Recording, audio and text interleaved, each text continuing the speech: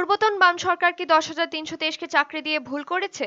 ফের শুক্রবারই প্রশ্ন উকি দিল এদিন 10,323 এডহক পে শিক্ষক কর্মচারীদের নেতা ইন্দ্রজিৎ ভৌমিকের মন্তব্যের পর।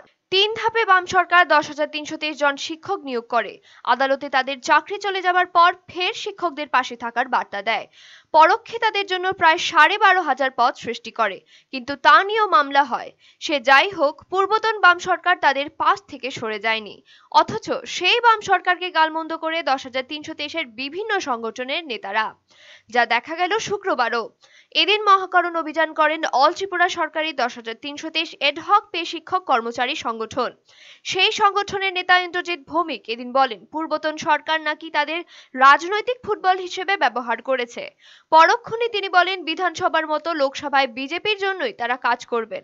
বামফ্রন্ট সরকারকে তারা আমাদেরকে দাবি যেই প্রত্যাশা এবং প্রতিশ্রুতি দিয়েছিল, এই প্রতিশ্রুতিটা তো ওরা পালন করেনি।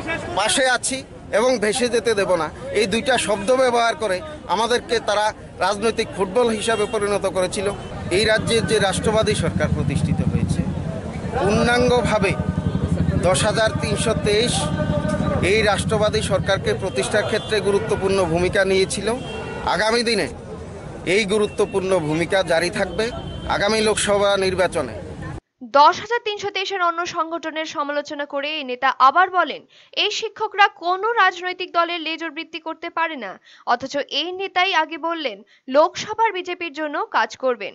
প্রশ্ন, এটা দ্বিচারিতা নয় কি? 10,000 শিক্ষকরা কোনোভাবেই কোনো রাজনৈতিক লেজুর বৃত্তি করতে পারে না। এদের যারা মুখের ভাত একসময় দিল, তারাই আজ ভালো না।